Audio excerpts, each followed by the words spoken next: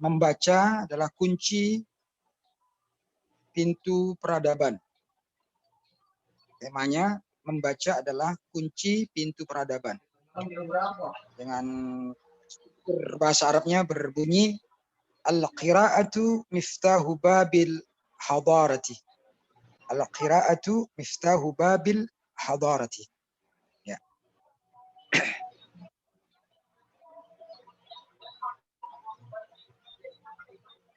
Baik, ada kalimat berikut.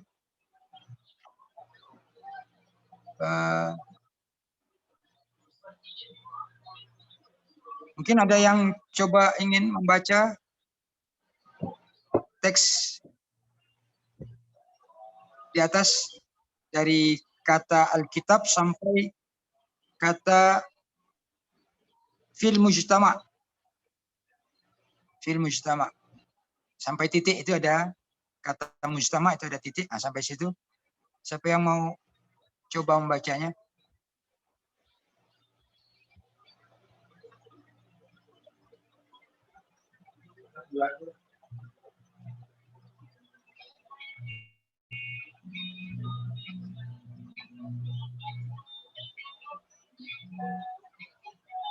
Kan baca?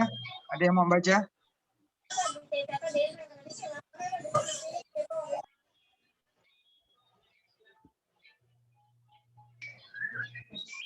Banasat. Ya, tafadhal. Iqra. Tafadhal ya akhi. Bismillah. Al-kitabu syubakud dunya. Kitab adalah jendelanya dunia. Wa mafatihahu al-qiraah. Dan kuncinya adalah membaca. Innahu ibaratun ghairu arabiyatin fi sima'in nas. Arabiyah atau Arabiyah? Ustaz? Gharbiyah, Ustaz. Innahu Ayo. ibaratun ghairu gharbiyatin fi sima'in nas. Sesungguhnya itu adalah suatu ungkapan ghairu gharbiyah, yaitu bukan barat, bukan ungkapan orang barat. Fi sima'in nas, dalam pendengaran manusia. Wal masyhurati inda jami'il ajal fil mujtama. Dan yang terkenal inda jami'il majal, yaitu di semua kalangan fil mujtama, dalam masyarakat. Baik. Baik, kita lihat ya. Al-qira'atu miftahu babil hadarati. Alkitab syubakul dunya. Kitab adalah jendela dunia. Wa miftahuhu al-qira'atu. Dan kuncinya adalah membaca. Innahu ibaratun ghaira gharibatin. Ghaira gharibatin, bukan gharabiyah. Gharibah. Dan ibarat, sesungguhnya innahu ibaratun, adalah satu ungkapan yang tidak asing. Yang tidak asing. Fi sima'id nasi wa masyhur, ya, fi sima'in nas, ya, di sisi atau di pendengaran manusia atau di telinga orang. Jadi kalau dikatakan sima'in nas, jangan dimaknai sima itu mendengar, tapi diartikan telinga. Ya, diartikan telinga. Di telinga, walaupun tidak ada kata uzun di situ, ya. Fi sima'in nas wa masyhura. Ya. Masyhuratun wa masyhuratun. Masyhurah itu adalah khabar dari kata ibarah masyhurah, maksudnya gitu, ya. Jadi ibarah masyhurah inda jami'il majali fi mujtama'i, di semua medan dalam kehidupan sosial, semua medan atau semua majal itu diartikan medan. Bisa juga diartikan semua lini dalam kehidupan manusia. Semua lini dalam kehidupan manusia. Oke. Kita lihat ada satu ungkapan yang menarik dari kalimat yang pertama ya. Kata Alkitab syubbakud dunya. Lalu kemudian juga ada kata miftahuhu al-qira'atu. Ada dua ungkapan, dua kata, tapi dengan struktur kata yang berbeda. Yang ini yang sering juga akan kita temukan dalam naskah-naskah yang lain. Baik itu naskah berupa Al-Quran, maupun Al-Hadis, maupun qaul ulama. Ungkapan dua kata dalam satu narasi atau dalam satu teks kata, tapi dua kata yang berbeda. Yang pertama ungkapan kata Alkitab syubbakud dunya. Susunan kata yang terdiri dari mubtada khabar. Lalu kemudian ada kalimat miftahuhu al-qira'atu.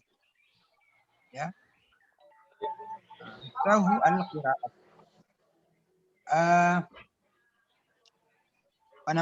Ungkapan yang kedua adalah ungkapan yang sebaliknya. Meletakkan mubtada di akhir dan mendahulukan khabar yang disebut dengan mubtada muakhar khabar muqaddam. Wa miftahuhu al-qira'at.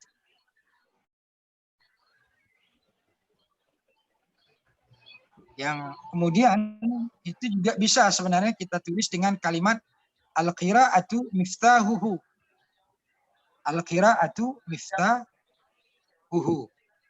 Ya. Membaca itu adalah kuncinya.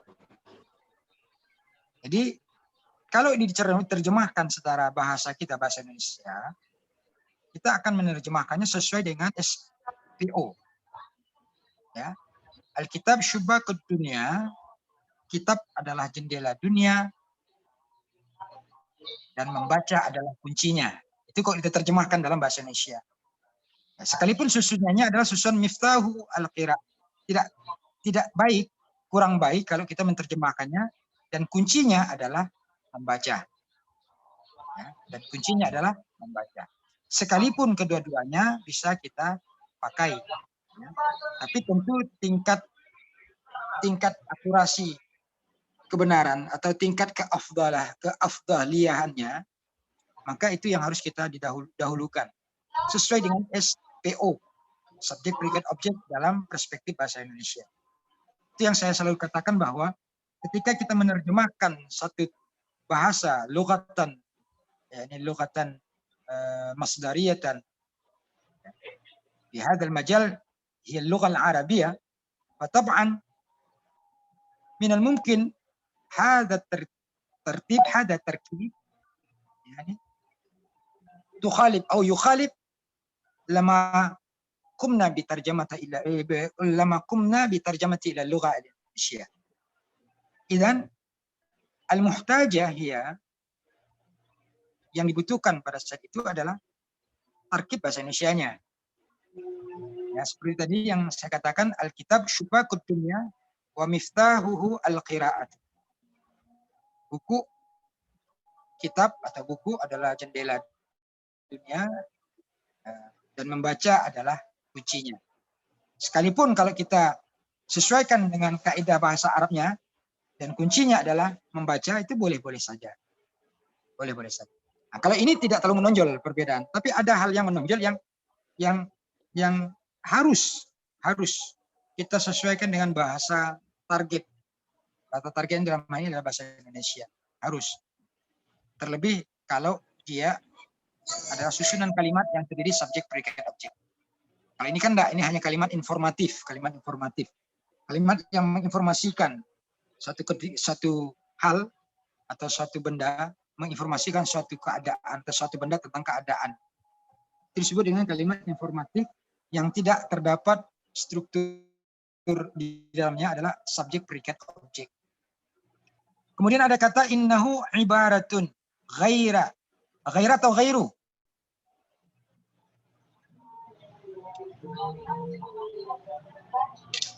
Ghairu ya.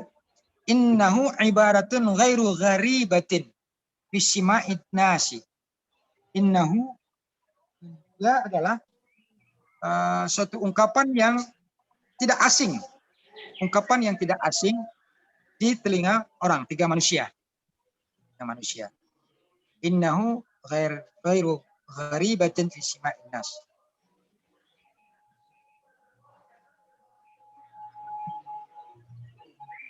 Kalau kita bertanya tentang struktur kalimat, innahu ibaratun ghairu gharibatin fi sima'in nas. Misalnya saya bertanya tentang innahu. Hu-nya kembali kemana? Ada yang bisa bantu saya? Alkitab, Ustaz. Innahu. Alkitab. Alkitab. Dalam tanda petik, Ustaz. Alkitab. Dalam tanda petik. Innahu itu kembali pada struktur Alkitab syubakul dunia wa miftahu al-qira'ah. Kembalinya pada kalimat tersebut, bukan hanya kepada kitabnya. Kalau kitabnya bukan ibarat, tapi susunan Alkitab syubakul dunia wa miftahu adalah al-qira'ah, itu yang disebut dengan ibarat. Maka hu-nya kembali pada susunan kalimat tersebut. Ai inna hadzal tarkib ibaratun gitu. Ai anna hadzal tarkiba. Nah, kalau diartikan innahu ai innahul ai inna hadzal tarkib, hu-nya kembali pada tarkib. Tarkib apa? Alkitab syubakut dunia. Kembali pada tarkib. Namun tidak muncul. Dari mana kita tahu innahu itu kembali, hu-nya kembali pada at-tarkib? Karena at-tarkib adalah pola kategori yang muannas, mudzakkar, bukan muannas. Ya. Tapi kalau kita innahu kita kembalikan hu-nya kepada Alkitab, kitab itu bukan satu ungkapan. Ungkapannya adalah susunan Alkitab syubakut dunya wa miftahu al-qira'ah. Gitu. Ya. Nah, tarkib itu adalah satu ungkapan gitulah kalau diartikan. Sesungguhnya kembali pada tarkib. Tarkib tersebut gitu adalah satu ungkapan yang tidak asing. Tidak asing di telinga manusia. Lalu kemudian ada kata fi sima'in nas. Sima itu diartikan mendengar. Tidak tepat kalau kita kemudian menerjemahkannya tidak asing di telinga, di pendengaran manusia. Ya, maka enaknya itu pakai kata telinga. Sekalipun dia tidak ada kata telinga di situ. Ya. Saya contohkan misalnya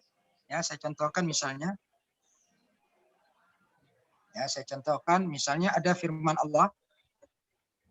Ntar saya berikan contoh dulu. Saya contohkan di firman Allah. Ada kata di firman Allah surah Al-An'am ayat 124 kalau nggak salah ya. Surah Al-An'am ayat 124. Ya.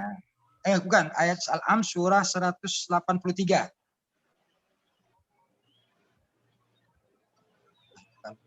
Bukan, saya ulangi. Ya, saya ulangi. Surah Al-An'am ayat 44, 48, 45. Bunyi ayatnya gini. Falamma nasu ma dzukkiru bihi fatahna alaihim abwaba kulla syai'in hatta idza farihu bima utu akhadnahum baghtatan fa idzahum mublisun faquti'a dabiral qaumil ladzina zalamu walhamdulillahi rabbil alamin. Ya, kalau diterjemahkan, maka tatkala mereka melupakan peringatan yang telah diberikan kepada mereka. Ya. Kalimat sampai sini itu bahasa Al-Qur'annya falamma nasu ma dzukiru bihi. Kan kalimat di situ tidak ada kata memberikan. Tapi diartikan dengan memberikan, diberikan pada mereka. Diberikan. Nah, kan ada kalimat yang dibuang.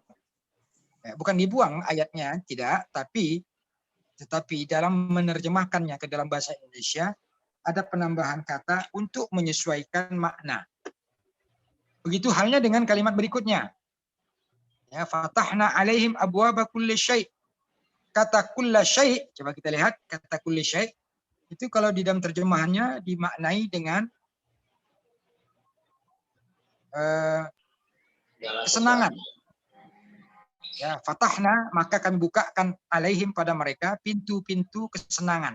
Padahal kata kulli syai' itu, kata kulli syai' itu adalah secara literal maknanya setiap sesuatu. Fatahna alaihim abwaba kulla syai', abwaba kulli syai'in. Ya. Kata kulli syai' itu kalau secara literal diartikan setiap sesuatu, tapi di situ diartikan kesenangan. Diartikan kesenangan. Dari mana muncul arti kesenangan itu? Maka kalau dalam kajian bahasa perlu dilihat syigat qabla wa ba'da. Bentuk pola kata setelah maupun sebelum maupun sesudah. Ya, misalnya di ayat itu, di ayat surah Al-An'am, ayat 44, ayat 45, itu dikatakan hatta idza farihu. Hatta idza farihu. Sehingga apabila mereka bergembira. Coba lihat. Sehingga apabila mereka bergembira. Ya, kata farihu bergembira, tentu itu adalah suatu aktivitas, subjek. Saya ulangi, predikat. Sebuah aktivitas walaupun maknanya makna sifat. Sifat yang secara kajian bahasa, secara teks lafadz dia merupakan kata kerja. Oke. Ya, itu bergembira. Tentu bergembira itu pasti ada subjeknya. Ada objeknya. Objeknya adalah kata, ya, objek itu adalah kata kulla syai'in, yang kemudian kata kulli syai' itu diartikan kesenangan. Orang bergembira tentu karena dia senang. Nah, orang bergembira tentu karena dia senang. Nah, saya ingin contohkan bahwa kata sima'un nasi fi sima'in nasi itu maknanya mendengar. Tapi kemudian kata mendengar ini dikonversikan bahasanya disesuaikan dengan bahasa terjemahan, bahasa lughah al-mahdufah dalam hal ini adalah bahasa Indonesia, maka diartikanlah kata sima' itu dengan kata telinga. Ya, tidak asing di telinga manusia. Sama tadi dengan kulla syai'in, yang secara literal diartikan setiap sesuatu, tapi diartikan situ adalah kesenangan. Ya, kesenangan. Ya. Oke, masyhuratun inda jami'il majal fil mujtama', yang ya, tidak asing di telinga manusia, dan bahkan dia bilang ibarat ini masyhurah. Ya. Ibaratun masyhuratun. Nah, ibarat masyhurah itu bukan, saya ulangi, jadi bukan khabar ya. Saya ulangi, posisinya khabar sama dengan ibarah. Jadi satu kalimat yang sama ya, cuman dia dipisah oleh kata gharib, ghaira gharib. Sebenarnya adalah innahu ibaratun masyhuratun. Ghaira gharibatin fi Indonesia wa inda mustama', kan gitu seharusnya. Tapi susunan kalimatnya karena dia adalah bahasa yang Arab yang memiliki nilai balaghah yang tinggi, maka susunan kalimatnya juga kalau dilihat itu memang agak aneh, tapi tidak aneh. Justru itu adalah menunjukkan tingkat kebalaghahannya. Coba kita lihat, innahu ibaratun ghairu gharibatin fi sima'in nasi masyhuratun inda jami' al-majal. Seharusnya kalimat itu bergabung, innahu ibaratun masyhuratun ghairu gharibatin fi sima'in nas. Gitu kan? Tapi karena ada kalimat setelahnya, itu kalimat di sisi atau di kalangan. Indah itu diartikan di kalangan, jangan diartikan di sisi. Walaupun indi itu dimaknai di sisi, tapi di kalangan. Jami'il majal, atau bisa juga diartikan di segala medan, segala segmen, segala lapisan, fil mujtama', dalam kehidupan sosial atau dalam masyarakat sosial. Masyhuratun 'inda jami'il majali fil mujtama'. Ya. Nah, ini satu susunan kata yang akan sering kita temukan ketika kita membuka nas-nas Arab atau an-nusus al-Arabiyah. Lama fatahna al-nusus al-Arabiyah fawajadna insyaallah مثل هذه التراكيب مثل هذا التركيب. فطبعا لما تعودنا بترجمة هذا التركيب فإن شاء الله تذكرنا lama wajudna at-tarkib al-jadid. Yani tatkala kita sering ada terbiasa dengan menggunakan tarkib seperti ini, satu ketika kita menemukan tarkib-tarkib yang baru, kita sudah paham. Ya. Sekali lagi, stressingnya adalah bagaimana kita memaknai kata, itu jangan hanya terbius dengan makna kata asal dari bahasa itu, misalnya kata simak tadi ya, tapi disesuaikan dengan bahasa yang menjadi bahasa target, tidak hanya ini bahasa Indonesia. Oke. Ya, dari sini ada yang kita bisa diskusikan, silakan. Kalau tidak kita lanjut dengan kalimat berikut.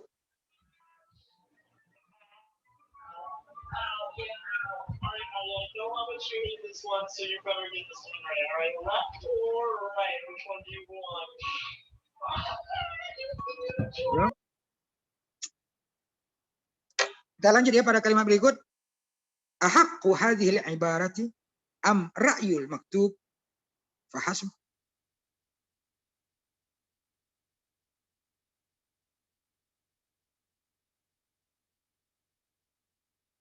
Ya. Ahaqqu hadhil ibarah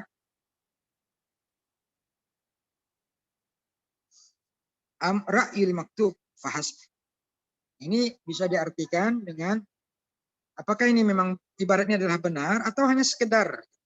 Am ra'yu, am itu diartikan sekedar atau dia sekedar ra'yul maktub. Jadi diartikan atau sekedar.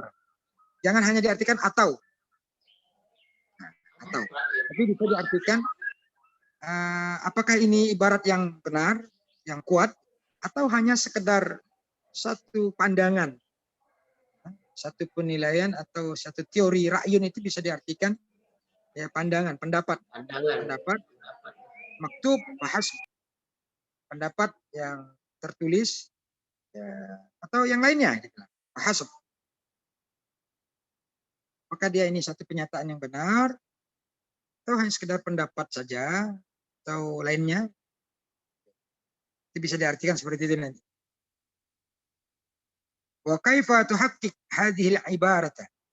Bagaimana tuhaqqaq? Mana ya? Wa kaifa? Ya. Haqqaqa yuhaqqiqu. Wa kaifa tuhaqqiqu hadhihi al-ibaratu? Bagaimana ibarat ini akan menjadi fakta, realita, menjadi pasti. Haqqaqa yuhaqqiqu itu artinya mewujudkan. Mewujudkan tidak bisa kita artikan mewujudkan, tapi kita bisa memaknainya dengan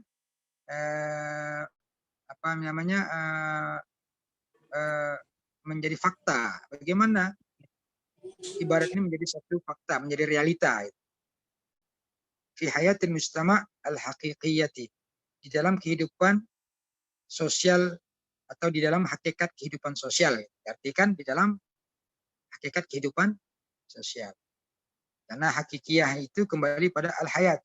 Sifat dari hayatul mujtama', hayat.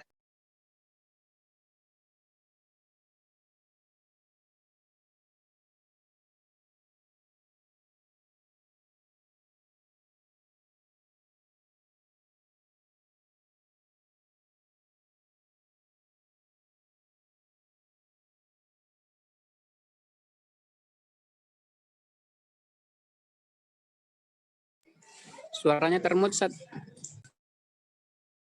Ya, Masya Allah. Saya ulangi ya. Ada kalimat misalnya wa kaifa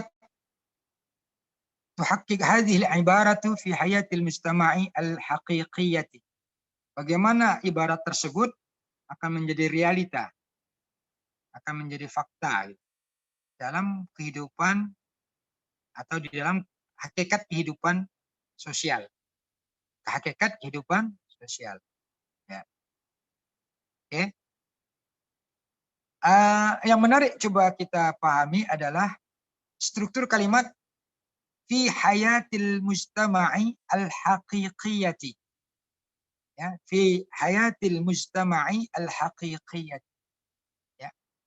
Yang menariknya di sini bahwa kata hayat al-mujtama' ya, itu ada pola jumlah idhafi, tarkib idhafi. tarkib idhafi. Lalu kemudian juga terdapat sifat yang mensifati kata hayat, hayati, ya, mensifati kata hayat, yaitu kalimat al-haqiqiyati, ya, dengan pola kalimat al-haqiqiyah. Akar usul kalimatnya adalah, asal kalimatnya adalah al-haqiqu. Kemudian dia dijadikan sifat mensifati tentang kata hayat, hayatun, atau fi hayati al-mustama'i, menjadi sifat kata hayat. Ya. Wujud nyata dia menjadi kata sifat yang tadinya kata benda, jadi dikategorikan kata benda al-haqiqu asalnya, menjadilah al-haqiqiyah karena adanya ya nisbah, ya sifat atau ya yang menasafkan kepada benda yang ada sebelumnya. Dalam hal ini benda yang dimaksud adalah kalimat hayat. Maka diberilah kata ya yang disebut dengan ya nisbah. Kemudian untuk menyetarakan, menyesuaikan benda yang disifati, maka dilihat bendanya jenis laki atau perempuan. Karena jenis benda tersebut adalah jenis benda perempuan, al-hayatu, ada tak marbutoh, yang bagian dari tanda kewanitaan satu benda adalah dengan adanya tak marbutoh, maka kata al-haqiqu, ketika dia dijadikan kata sifat, tambahlah ya nisbah, dan yang terakhir dia harus sesuai dengan benda yang disifati, sesuai dengan identitas benda tersebut. Karena benda tersebut adalah kategori perempuan, maka harus ditambah tak marbutoh pula. Menjadilah al-haqiqiyatu. Ya, al-haqiqiyat. Nah, contoh seperti ini juga bisa kita ambil atau kita tampilkan contoh misalnya pada bahasa Arab PBB, Perserikatan Bangsa-Bangsa. Itu bahasa Arabnya adalah, PBB itu adalah dengan kalimat Hay'atu al-Umami al-Muttahidatu. Ya, saya ulangi, Hay'atu al-Umami al-Muttahidatu.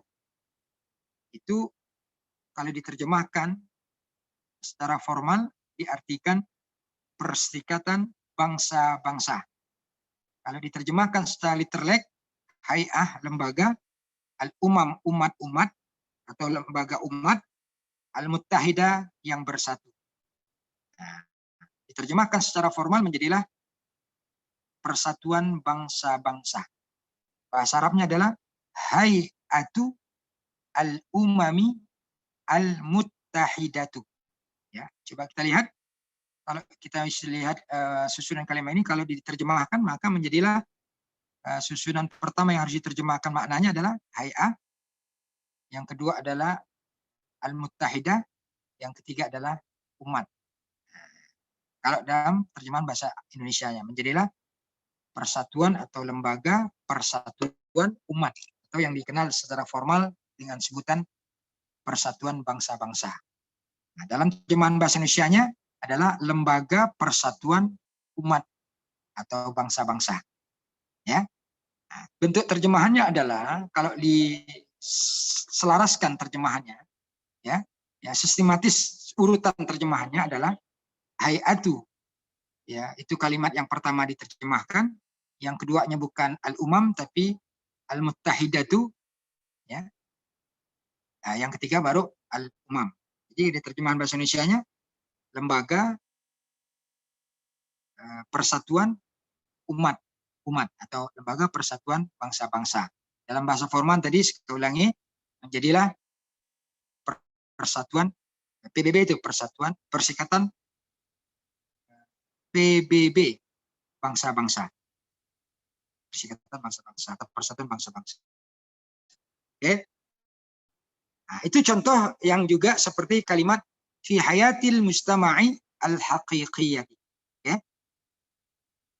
Kalimat-kalimat seperti ini akan sering kita temukan dalam suatu teks bacaan, dalam naskah Arab. Ya, dalam naskah Arab. Ya, memang seperti juga yang sering saya tegaskan bahwa pemaknaan satu kata, apalagi dalam satu susunan kata, kalimat, itu tidak luput dari tanda baca. Tidak luput dari. Ya. Oke, pada kalimat fi hayati al-mustama'i al-haqiqiyati. Oh, kita tahulah bahwa kalimat al-haqiqiyati adalah pasangan atau sifat dari kata al-hayat. Karena mungkin kita melihat, oh di situ ada tak marbutoh. Di sini juga ada tak marbutoh. Kan gitu. Tapi ketika kita membacanya, pun kita akan boleh tahu, pasti dibaca hayati. Karena sama-sama ada dibaca hayati. Jadi hakikiyati, karena ada huruf jer. Nah, bagaimana dengan kalimat tadi? Seperti yang saya contohkan tadi. Hayatu al-umami al-muttahidatu. Kenapa tidak dibaca al-muttahidati? Karena kata al-muttahidati atau kata al-muttahidati itu bukan sifat pada kata umam, tapi dia adalah sifat untuk kata hay'ah, hay'atun. Hay'ah, kata marbutohnya. Kan? Tak bisa maka tidak bisa kita baca dengan kata atau dengan bacaan hay'atul al-umami al-muttahidati, tidak bisa. Harus kita baca al-muttahidati. Karena dia pasangannya adalah pasangan, sifatnya ada sifat ke hay'ah. Sama dengan ini. Ya. Oke, kemudian ada kata la syakka annaha muta'alliqatun ahamiyatil qira'ati fi manafi'iha lil qari'ina. Saya ulangi, la syakka annaha muta'alliqatun bi ahamiyatil Qur'an wa manafi'iha lil qari'in. La syakka ay la raiba. La raiba, la syakka satu makna yang berarti tidak diragukan. Ya, tidak diragukan. Annaha, ya, tidak diragukan annaha muta'alliqatun. Ya, bi ahamiyatil Qur'an. Ya, saya ulangi, bi ahamiyatil qiraah, bukan Qur'an ya. Saya salah baca. Bi ahamiyatil qiraah. La syakka annaha. Sekarang kalau kita ditanya tentang kata annaha, hanya kembali ke mana dia? Ya. Bikin bisa dibantu? Al-ibarah, Ustaz. Al-ibarah. Al-ibarah. Nah, la syakka tidak diragukan, tidak diragukan lagi. Annaha artinya ibarah itu, ibarah tersebut itu ya kalimat al-kitab syubbakud dunya wa mufatihu ada al-qiraah. Itu ibarah. Jadi dia mengatakan tidak diragukan lagi atau tidak diragukan ya, bahwa ibarah tersebut, ini kalau diterjemahkan tidak diragukan bahwa ibarah tersebut, karena sudah disebutkan di atas kan, ibarah tersebut muta'alliqatun bi ahamiyah atau muta'alliqatun bi ahamiyatil qiraah fi manafi'iha lil qari'in. Ya. Ibarah tersebut tidak diragukan lagi bahwa ibarah tersebut berhubungan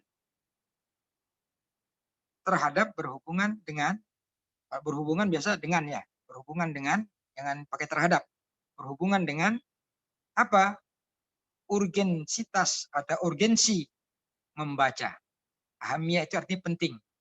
Ya, kalau bahasa trennya mungkin bisa diartikan penting. Apa namanya? Urgen. Ya, berhubungan ibarah tersebut berhubungan dengan urgensi membaca. Dan ibarah tersebut manafi'uha hanya kembali ke mana di sini? Hanya kembali ke mana? Al-ibarah, Ustaz. Apakah ibarah atau kembali kepada al-qiraah? Ahamiyah. Al-qiraah. La syakka annaha muta'alliqa bi ahamiyatil qiraah. Nah, qiraah, Ustaz. Manafi'ul qiraah. Qiraah. Wa manafi, kalau dia qiraah masih bacanya wa manafi'uha atau wa manafi'iha? Wa manafi'iha. Isa. Wa Ada waw atof manafi'iha. di situ. Oke, wa Wa manafi'iha karena dia ataf ke al-qiraati. Iya. Wa manafi'iha lil qari'in. Ya, wa manafi'iha bukan wa manafi'uha. Karena manfaatnya apa? Kita lihat nih, dan manfaatnya bagi pembaca. Apa yang bermanfaat itu? Apakah ibaratnya? Bukan ibaratnya. Yang bermanfaat itu adalah membaca. Tadi kan dia menjelaskan bahwa la syakka anna, bahwa tidak diragukan lagi bahwa ibarat tersebut yang di atas itu, yang Alkitab syubhakut dunya wa mafatihu al-qiraah, berhubungan dengan urgensi membaca dan manfaat urgensi membaca, atau gitu ya nanti ya artinya manfaat membaca, gitu. Manfaat membaca lil qari'in, ya, maka baca lil qari'in. Ada satu argumentasi yang perlu saya sampaikan, bahwa kalimat yang tadi manafi'iha lil qari'in, ya, itu sebenarnya memunculkan tafsir juga. Tafsirnya adalah bisa saja orang menerjemahkan manafi'uha kembali pada ibarah. Seperti tadi yang tadi dikirakan kembali pada ibarah. Boleh enggak? Boleh. Boleh. Boleh saja. Yang perlu dibangun adalah argumentasinya. Lah kalau dia kembalinya pada ibarah, ya, kembalinya pada ibarah, bacaannya bukanlah manafi'iha, tapi manafi'uha. Manafi'uha. Nah, saya ulangi bahwa pemanaan itu muncul, atau maksud dari satu makna kata itu akan dipengaruhi atau muncul karena tanda baca. Saya ulangi, maksud satu makna kata itu berawal dari tanda baca. Ketika saya membacanya manafi'uha, maka argumentasi saya adalah karena manafi'uha hanya itu adalah kembali pada kata ibaratun. Dalam hal ini menjelma, kata ibaratun menjelma dalam pola domir, yaitu annaha. Annaha. Kan gitu. Nah, tapi kalau saya kemudian membacanya manafi'iha, maka argumentasi yang saya bangun adalah hanya kembali kepada al-qiraah. Kenapa dibaca al-qiraah manafi'iha? Ya, karena yang dimaksud itu manafi'iha itu adalah bi ahamiyatil qiraah. Manfaat qiraahnya. Ya, manfaat qiraah. Kenapa qiraah? Karena qiraah itu dihukum maksur, ya, majrur bil kasrah, karena dia jumlah idhofah. Maka karena ada waw di situ, waw ataf, dia kemudian juga harus ngikut. Ngikut pola dari kata qiraah yang dibaca kasrah. Jadi menjadilah manafi'iha. Jadi argumentasinya tergantung argumentasi. Ya. Nah, selain argumentasi tentu juga adalah uslub. Kalau bicara tentang uslub itu lebih pada penekanannya adalah makna yang logis. Makna yang logis. Apa yang dimaksud dengan makna yang logis? Makna yang logis itu adalah makna dalam satu kata yang kiranya bisa dipahami secara akal atau tidak. Ya, misal saya mengatakan hanya kembali pada ibarah. Ya, apakah logis ibarah itu memberi manfaat? Kalau dia logis, berarti argumentasi itu bisa dibenarkan.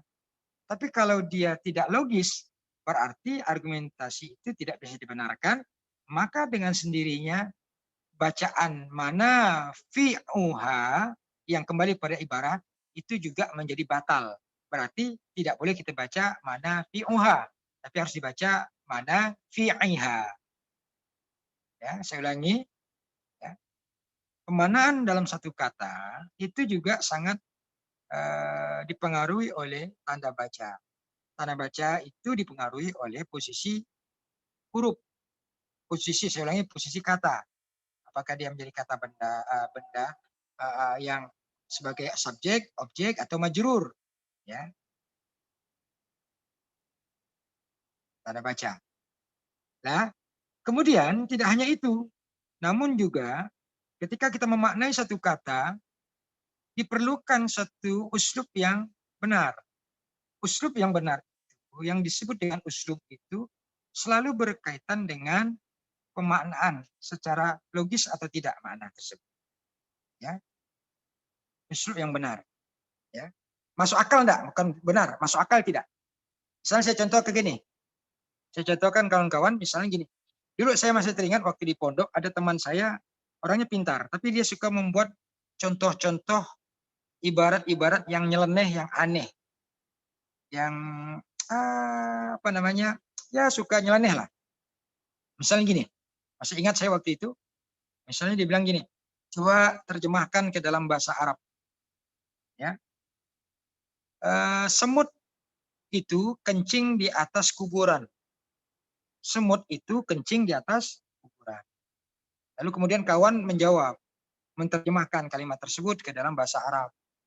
Ya, disebutkanlah an-namlu Yabul.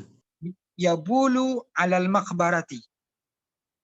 Ya, secara tarkib benar. An-namlu yabulu alal makbarati. Atau ya sebut lagi alternatif yang berikut, yang kedua. Yabulu an-namlu alal makbarati. Secara tarkib benar, tapi secara uslub tidak benar. Siapa yang tidak benar? Bukan dia yang menerjemahkan yang tidak benar, tapi si guru tadi memberi contoh yang tak benar. Mana pula masuk akal semut kencing di atas kuburan? Nah, gitu. Ya, semut kencing di atas kuburan. Nah, secara kaidah bahasa tarkib benar dia. Yabulu an-namlu alal makbarati atau yabulu an-namlu alal makbarati. Benar. Tapi uslubnya tidak benar. Maka saya katakan tadi, uslub selalu berhubungan langsung dengan logis atau tidak, masuk akal atau tidak, makna yang akan kita munculkan dari struktur kata atau struktur yang akan kita buat. Itu sangat tergantung pada selain dari tarkib tadi. Ya. Oleh karena itu, membangun makna itu harus berangkat dari membangun struktur kata yang akan berpengaruh pada makna. Struktur kata itu bisa dipahami tidak lain dan tidak bukan tentu dengan melihat posisi bacaan. Apakah dia subjek, predikat, atau objek. Ya, benda itu apakah menjadi subjek atau menjadi objek. Ya, tergantung. Ya, tergantung. Maka itulah yang akan menentukan makna yang sebenarnya yang diharapkan dari si penerjemah. Ya. Oke, lanjut. Mungkin yang lain mau baca selanjutnya kalimat berikut. Naikkan di atas lagi kalimatnya.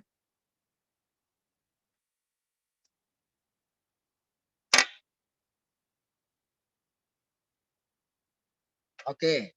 Ya, siapa yang mau baca ini kalimat?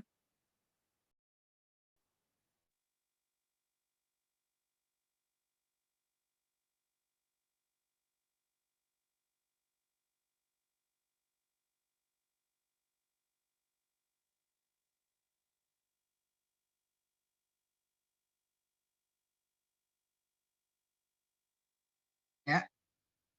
Nah, saya baca saja ya. Qabla an nakhtu ab'ada khatwati ila bayani jiwa jawahiri manadiri hadzal bahthi. Ya, sebutkan si penulis ini, sebelum kita melangkah pada bagian-bagian khatwa itu langkah-langkah step. Ya, cukup langsung dimaknai saja. Sebelum kita melangkah pada bagian-bagian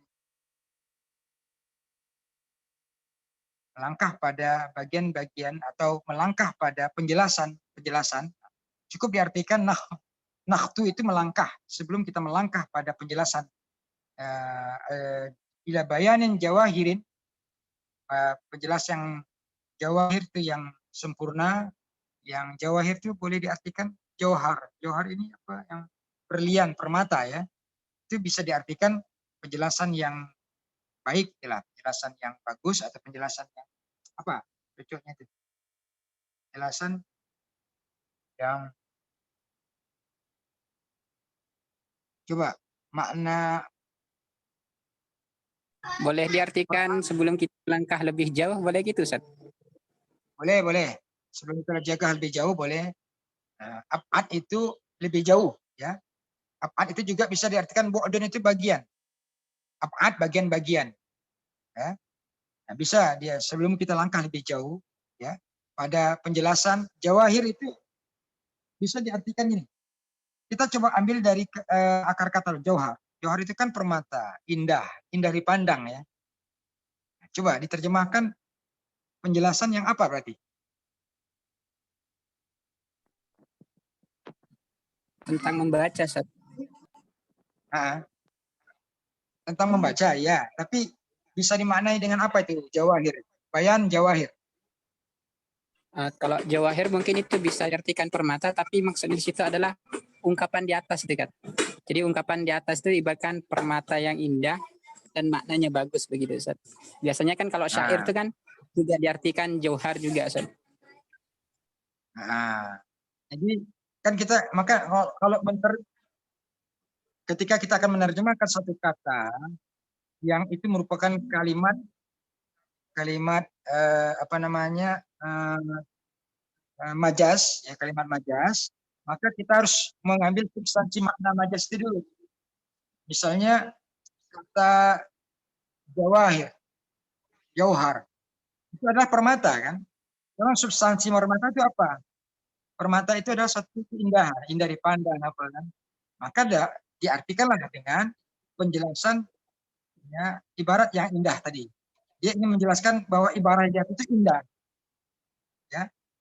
Madaril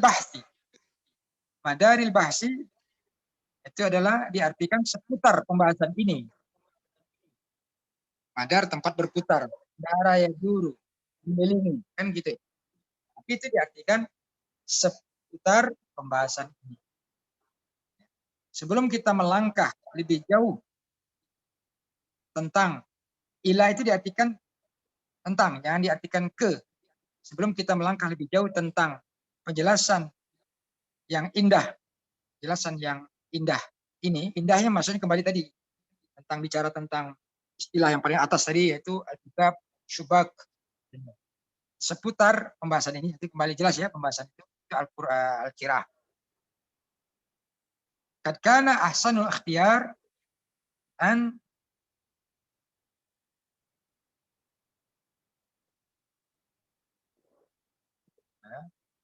قد كان أحسن الاختيار أن نعرف أولا مفهوم القراءة وحقيقتها. قد كان أحسن الاختيار, ya, maka bilang qad kana, maka sungguh yang terbaik pilihan adalah kita mengetahui terlebih dahulu pengertian tentang qiraah, pengertian qiraah dan hakikatnya qiraah. Kita mengetahui pengertian qiraah dan mengetahui hakikat qiraah. Dia katakan oleh si penulis ini bahwa sungguh yang menjadi pilihan pertama bagi kita adalah mengetahui, ya, pengertian tentang qiraah dan hakikat qiraah. Nah, beliau mengutip satu pendapat, ini Mr. Finocchiaro dan Bonomo. Ra'a Finocchiaro wa Bonomo, pendapatnya adalah annal qira'ata amaliyatun annal qira'ata amaliyatun atau annal qira'ata amaliyatu fahmil syu'uri, annal qira'ata amaliyatu fahmi syu'uri wal ma'na al-madmunin. Dikatakan membaca itu adalah satu aktivitas memahami perasaan dan makna yang terkandung di dalam bahasa yang tertulis, fil lughati al-maktubah. Nah, apa yang bisa kita pahami?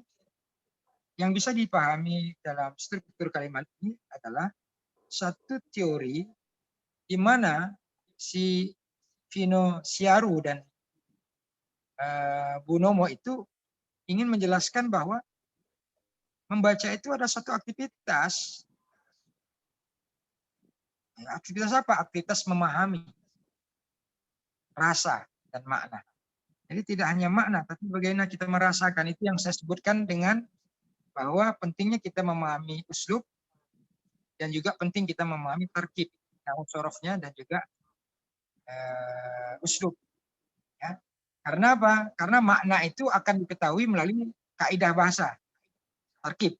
Sementara syuur itu muncul karena memahami, ya, kita memahami syuur itu dipahami oleh adanya apa namanya uslub kalimat. Uslub kalimat. Maka membaca itu tidak hanya sekedar membaca, tapi bagaimana seorang al-qari yastati'an yash'ur, ya, wa yudhir mimma qara'a al-ma'an atau al-ma'na. Ya, membaca itu ada aktivitas yang dimana al-qari lazim ala al-qari an yash'ur mimma qara'a, yang huwa yash'ur ma yaqra', laysa bimujarradil qira'ah faqat, kadzalik huwa yash'ur riqqatu wa amikatu ma'na fi ma qara'a. Dia tidak hanya sekedar membaca, tapi juga dia menghayati, merasakan. Syuur itu juga bisa berarti menghayati, merasakan, menghayati. Dan makna, memahami makna. Nah, seringkali kita hanya paham makna, tapi tidak menghayati. Parahnya lagi, bagaimana kita bisa pada level merasakan, pada level kita menghayati, sementara makna pun kita tidak tahu. Maka menjadi penting ketika kita sholat, kita membaca ayat atau surah Al-Fatihah, akan semakin menambah nilai kehusyuan kita dalam sholat ketika kita membaca ayat-ayat atau katakanlah surah Al-Fatihah itu dengan tahu maknanya. Akan lebih meresap. Nah, aspek membaca itu tidak sebatas membaca tadi yang dikatakan oleh Dinan Siaro itu, tapi juga bagaimana seorang pembaca juga merasakan, menikmati, serta mampu memberikan makna terhadap bacaan yang terkandung matmunin dalam bahasa tulis, ya, dalam bahasa tulis. Maka wajar kemudian ungkapan di atas tadi muncul sampai dikatakan Alkitab, nah kitab itu ada sarananya, objeknya, karena di dalam kitab pasti ada tulisan. Ya, itu yang menjadi strategi. Oke, ini satu penjelasan yang mungkin sama-sama kita coba pahami. Baik, selanjutnya coba bantu saya membaca kalimat berikut, kalimat setelahnya. Tolong bantu, siapa yang mau bantu saya membaca? Itu susunannya beracak, Ustaz. Tidak seperti yang Ustaz kirim itu. Hah? Ada agak teracak Gimana? dia. Teracak susunan kalimatnya, Ustaz. Ya, kalimatnya, Ustaz. Susun kalimat yang mana? Tidak seperti yang Ustaz kirim itu. Iya kah? Ini susunnya gimana? Yang Ini kan bagian betul. ada bahasa Indonesia itu, Ustaz. Yang ada bahasa Indonesia Ustaz, yang pindah-pindah, Ustaz. Yang kalimat di sini. Oh iya, ya, enggak apa itu. Sekarang coba yang kalimat berikutnya. Annaha. Coba Bang Hadid. Siapa yang membantu kirim baca? yang di saya screenshot Bang Hadid.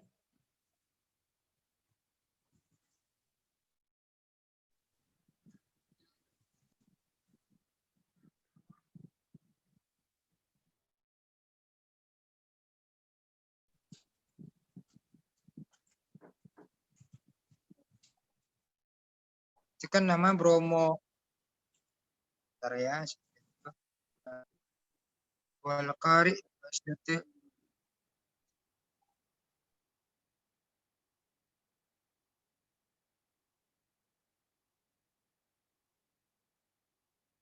Coba saya lihat dulu.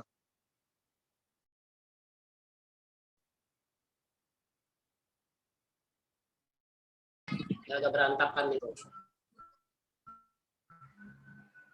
Agak Itu sebenarnya gini, Ustaz. Bijani bidzalika al-khalidun. Ya, bijani bidzalika al-kakawa kulker. Bijani bidzalika al-kulker. Annaha Annaha Coba dibaca. Oke. Bijani Bijani bizalik bizalik. al-kauker. Nah, Bijani bizalik lanjut. al-kauker.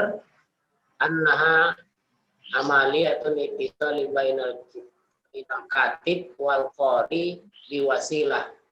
Biwasilati lugatil maktubah. Ayo, coba kita lihat. Nah, ya coba dimaknai. Oh, artinya itu bagaimana? Di samping itu, Volker berpendapat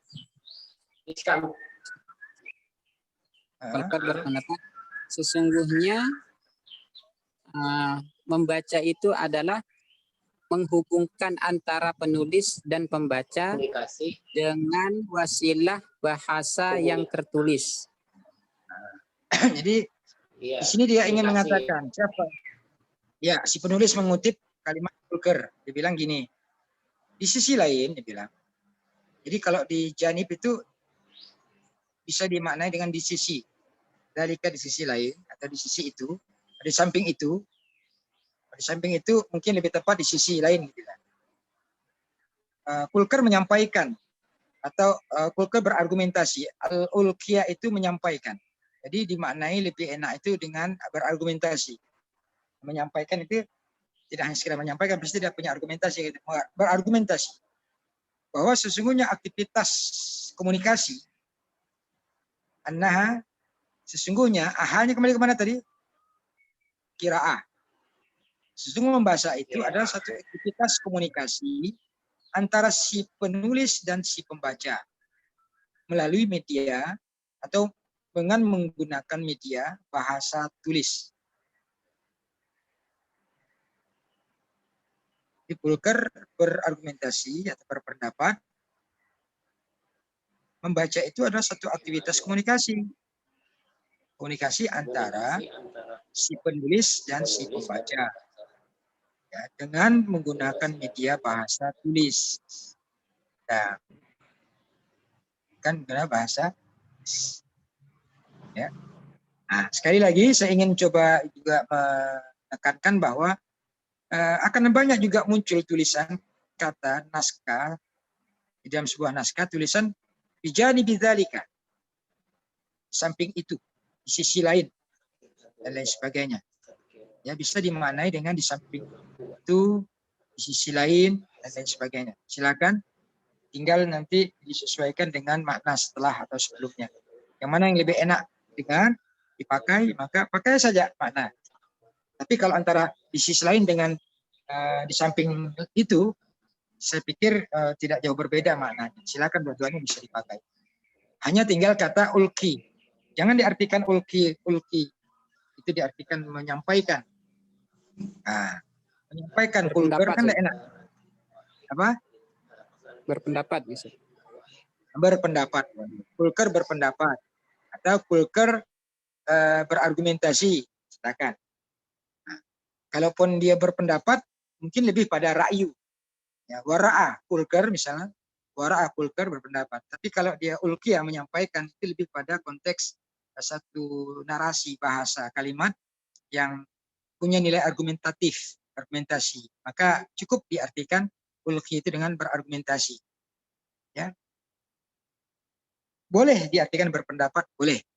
Ya. Tinggal tergantung nanti mana yang enak, yang nyaman. Ya. Bahwa membaca itu adalah satu aktivitas komunikasi. Bahwa membaca adalah aktivitas komunikasi. Ya. Jadi annaha amaliyatun. Jadi ketika kita menerjemahkan hanya kembali pada qiraah tadi ya jelas bahwa membaca itu adalah, jangan lupa kita tambah adalah, jangan langsung membaca itu adalah membaca itu aktivitas komunikasi, hendak enak. Kita beri kata adalah, walaupun tidak ada kata hiya, annaha hiya amaliyat. tapi langsung. Annaha amaliyah. Maka tetap kita masukkan kata adalah. Membaca adalah aktivitas komunikasi. Ittisal itu diartikan komunikasi. Asal dari kata wasalah, yasilu, sampai. Asal ini komunikasi. Komunikasi antara si penulis dan si pembaca.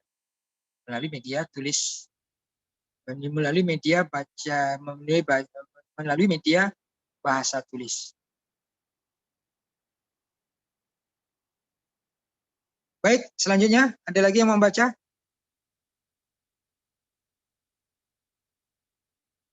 Silakan. Haqiqatul qiraati laisat qiraatul lughatil maktubati fahasab bal mulahadatul ahwali al-waqi'iyyati wa tatabbu'uha akhdul ibrati wa akhdul ibratin wa hikmatin aw istimbatin tusamma aidan al-qiraah. Nah, coba kita lihat nih, menarik nih kalimatnya. Dia ingin menjelaskan, menegaskan bahwa apa? Dikatakan bahwa esensi membaca, kok bahasa nggak keren, mungkin esensi. Hakikat membaca, karena hakikat sudah menjadi bahasa Indonesia ya. Karena hakikat membaca bukan atau tidak sekedar membaca tulisan Arab, ya, bahasa tulisan, saya ulangi, bahasa tulisan. Bahasa yang tertulis saja. Nah, bahasa tulisan atau bahasa tulis gitu ya. Hakikat membaca tidak sebatas membaca bahasa tulis saja, akan tetapi adanya, kalimat adanya kan tidak ada sini kan, boleh kita tambah adanya ya observasi keadaan kondisi atau mencermati kondisi, observasi atau mencermati kondisi ya, fakta, mencermati kondisi fakta atau mencermati fakta yang terjadi, kondisi fakta atau fakta yang ada, wayatba'uha, dan mengikuti. Jadi kita harus larut dalam fakta itu, ya ikut mengikutinya, ya mengikuti. Saya kira fakat, tapi juga fakta yang harus diikuti. Diikuti dalam bacaan itu apa? Apanya yang diikuti? Ya, akhdhu ibratin wa hikmatin wa istinbatin tusamma aidan al-qiraah. Tapi juga diikuti dalam fakta itu adalah menjadikan ibrah atau mengambil ibrah, pengalaman ibrah itu, kemudian mengambil pengalaman, hikmah. Ini jangan diartikan hukum, tapi hikmah ya. Kemudian istinbat. Istinbat itu yang sering dipakai dalam terminologi fikih ini kan, terminologi ulumul Quran. Istinbat ayat. Apa itu istinbat? Menggali hikmah, menggali makna. Istinbat itu apa namanya? Bisa diartikan dalam terminologi ulumul Quran itu istinbat ayat ya. Ini menggali makna ayat ya. Ini mengambil pengalaman, hikmah, dan istinbat, memunculkan ya, istinbat itu ya untuk memunculkan makna baru, menggali untuk memunculkan makna baru. Itu apa artinya? Cocoknya itu apa? Nanti tinggal disesuaikan ya. Tusamma aidan al-qiraat. Maka itu juga disebut dengan membaca. Jadi membaca itu bukan satu aktivitas yang tek dibaca begitu saja, tapi ada satu upaya yang luar biasa, yaitu upaya mengobservasi, mengamati yaitu, tentang keadaan yang terjadi, ya, serta diikuti dengan pengambilan, diikuti dengan wayatba'uha itu artinya dan diikuti dengan pengambilan pengalaman dan hikmah serta istinbat, yang itu juga disebut dengan membaca. ini disebutkan oleh dia Wal qira'atu awwalu syai'in. Dan membaca itu adalah awal segalanya. Awal segalanya. Ya, dia sebutkan kutipan hadis ya. Di kutipan ayat, amarallahu bihi rasulihi fi awwali wahyin anzalallahu alaihi. Awwalu au amarallahu bihi, yang Allah membacakan bihi rasulahu, amarallahu bihi rasulahu fi awwali wahyin anzalallahu alaihi. Yang Allah memerintahkan bihi itu kembali ke siapa? Hah? Amarallahu bihi, ini kembali kepada Membaca. al-qira'ah atau awal syai'in. Awal syai'in atau qira'ah, membaca. Awalu syai'in. Awal syai'in. Allah memerintahkan bihi dengan awal syai' itu. Awal syai' itu kembali lagi apa? Membaca. Siapa yang diperintahkan? Rasulahu. Rasulnya. Baca ya. Fi awwali wahyin. Di awal wahyi yang Allah turunkan padanya. Apa itu bunyinya? Khalaq dan seterusnya. Ya, ini satu analisis teks yang, ini contoh saja kawan-kawan, saudara-saudara, bahwa analisis teks seperti ini ya, menjadi bagian dari latihan acuan kita untuk ketika kita menemukan nas-nas atau naskah-naskah teks lainnya. Ya,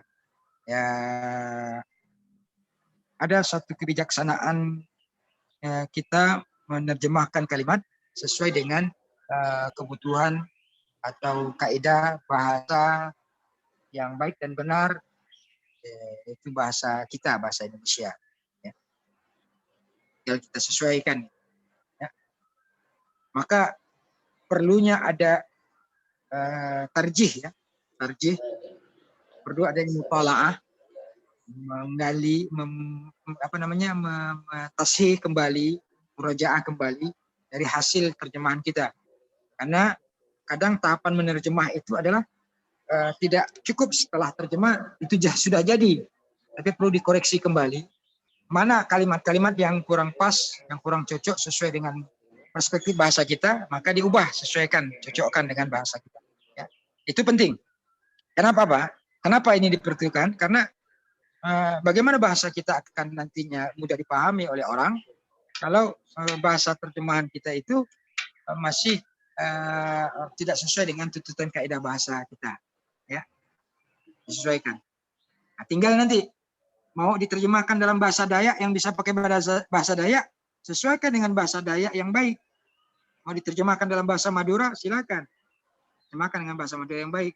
Bahasa Bugis silakan, Jawa silakan, atau bahasa Padang kan. Bang Uyung ini kan orang Padang kok nggak salah ya, Bang Uyung. Betul, Pak. Mungkin dengan bahasa Padang, silakan. Nah, yang terpenting adalah jangan sampai ada pergeseran tujuan si penulis. Ya, bergeser dari tujuan si penulis. Si penulis maunya A, maksudnya A. Tapi kemudian kita terjemahkan menyimpang menjadi B.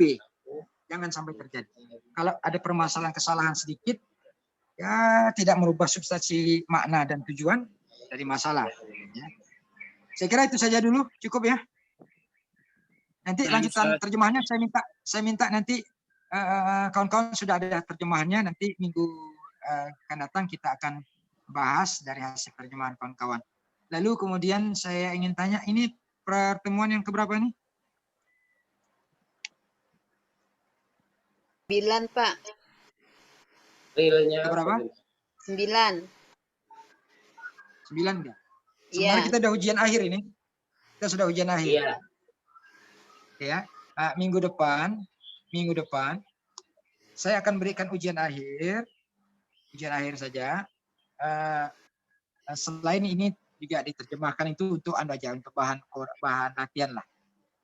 Saya akan berikan bahan terjemahan, bahan teks dianalisis terjemahkan, itu bahan ujiannya. Lalu kemudian UTS-nya, ujian tengah semesternya, saya ambil langsung dari yang tadi tolong diterjemahkan juga.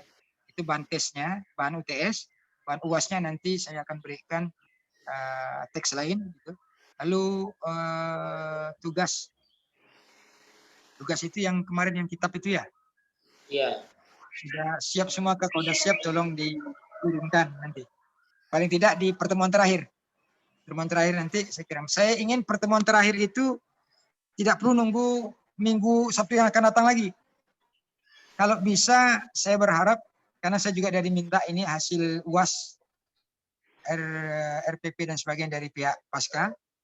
Saya mungkin minta hari Sabtu ya.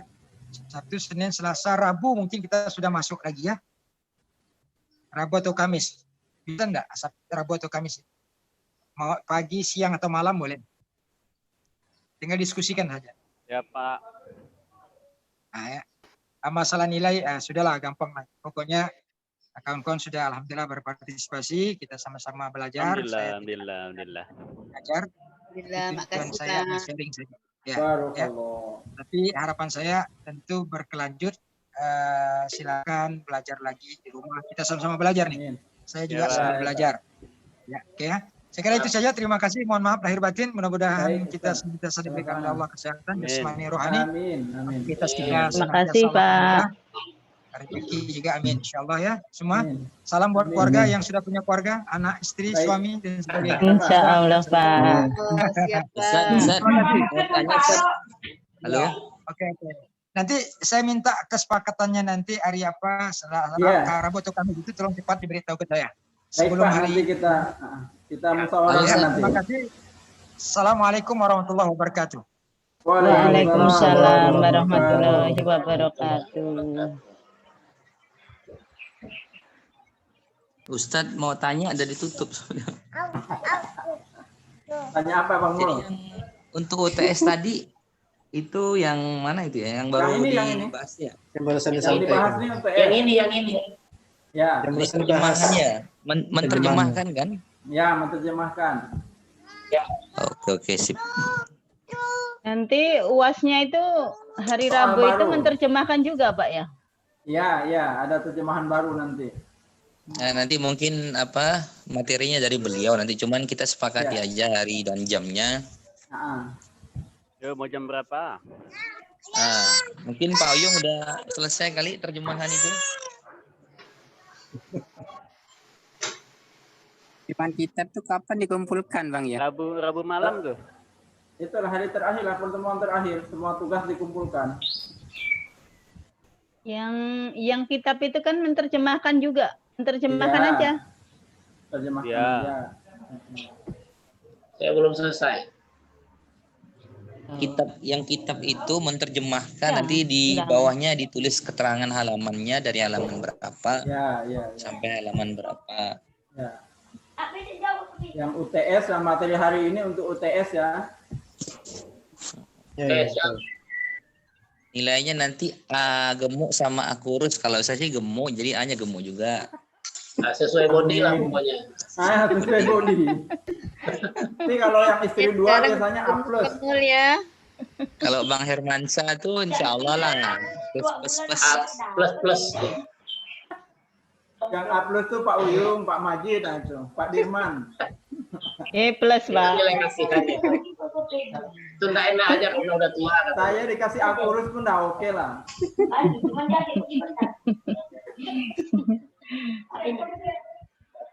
Oke Pak Ajat, pamitlah saya nih. Enggak, jadi malam apa nih? Oke, kawan-kawan malam Rabu aja ya. Malam Rabu apa malam Kamis? Malam Kamis saja Pak. Malam Kamis ya. Rabu malam Kamis. Biar istirahat ada kegiatan. Malam Kamis ya, malam Kamis. Oke, malam Kamis. Mbak Daisa ya. Rabu malam Kamis. Oke, Bang Nur nanti dikomunikasikan sama beliau ya. Siap. Oke. Sip kawan-kawan. Oke, assalamualaikum. Waalaikumsalam. Waalaikumsalam.